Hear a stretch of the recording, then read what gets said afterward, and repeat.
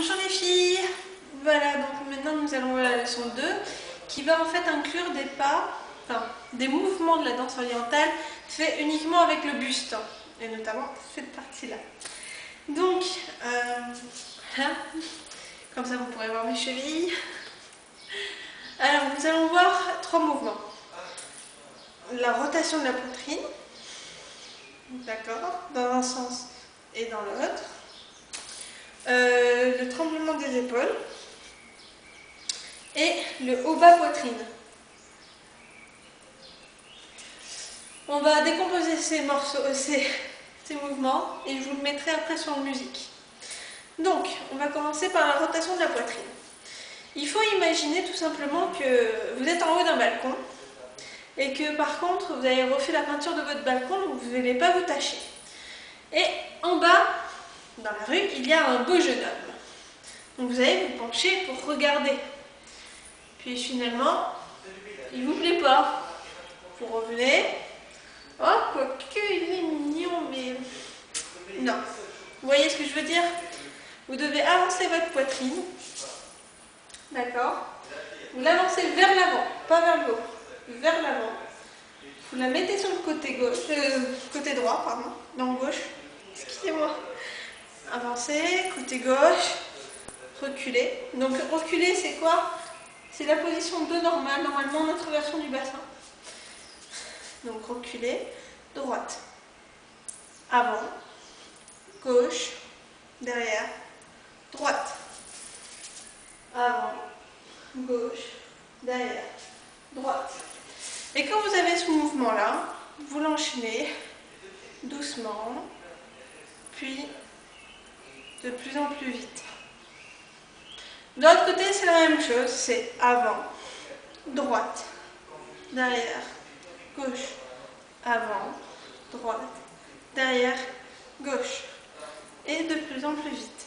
C'est un mouvement qui n'est pas intuitif comparé au mouvement que nous avons vu dans la leçon 1, tout simplement parce que c'est une partie du corps qu'on n'a pas l'habitude de bouger quotidiennement.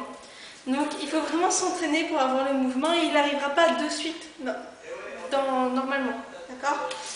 Donc s'il arrive, tant mieux. S'il n'arrive pas, ne vous désespérez pas. Vous n'êtes pas nul, c'est simplement que vous n'avez pas l'habitude de bouger cette partie. Donc, vous le bougez.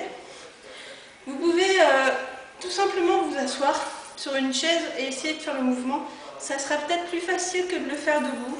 Parce que debout, vous avez l'impression de perdre l'équilibre. Alors que assis sur une chaise, vous êtes sûr de ne pas la perdre. Donc ça, c'était un premier mouvement. Le deuxième qu'on va voir est un petit peu plus facile, dans le sens où c'est le haut-bas poitrine. On finira avec les tremblements des épaules après. Donc le haut-bas poitrine, c'est comme si on respirait un grand coup, on dégage la cage thoracique et on souffle. Ça, c'est la version exagérée, bien sûr. Mais c'est quand même ça. Donc, on respire, on bloque, on souffle.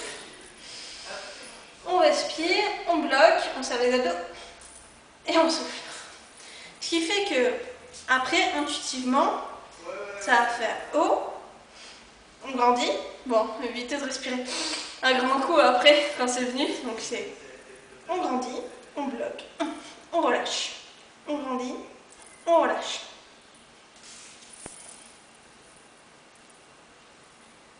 Voilà. Après, il y a plusieurs variantes de ce mouvement-là, tout simplement haut, bas, bas.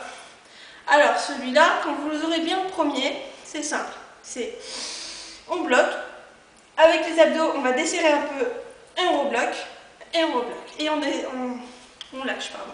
Donc c'est on respire, on lâche, on lâche. Il faut qu'il y ait en fait 2 étages. Donc vous respirez un peu, vous relâchez à un niveau, et vous relâchez un deuxième niveau. Donc ça, c'était le haut-bas poitrine. C'est quelque chose qui est très très courant dans la danse orientale. Ensuite, on va voir le tremblement des épaules. C'est un tremblement, comme tous les tremblements d'ailleurs, vous verrez. C'est pas intuitif du tout non plus. Ça, c'est les parties un petit peu délicates de la danse orientale, c'est le buste. Parce qu'en plus de savoir faire les mouvements, après, il faudra les isoler. Je vous expliquerai ça après. Ça, c'est pas la leçon du jour. Donc, on va voir le tremblement des épaules. Vous mettez vos bras comme cela, comme je vous ai expliqué dans la posture. Et il va falloir avancer l'épaule droite et la reculer. Avancer, reculer. Maintenant avec la gauche. Avancer, reculer. Avancer, reculer. Vous voyez, c'est vraiment une rotation de l'épaule, comme cela, vers l'avant et vers l'arrière. Ça ne fait pas du bien, surtout quand on n'a pas l'habitude. Vous allez sentir, ça va tirer un peu, c'est pour ça qu'il faut bien s'échauffer, d'accord, au départ. Bien les bras, comme cela,